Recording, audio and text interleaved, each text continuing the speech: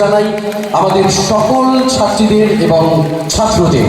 মঞ্চে এই মুহূর্তে ঘুঙরু ডান্স একাডেমির শিক্ষার্থীরা, আর সেই সাথে মঞ্চ আলো করে আমাদের নৃত্য শিক্ষিকা পৌলমী ভৌমিক ব্যানার্জি।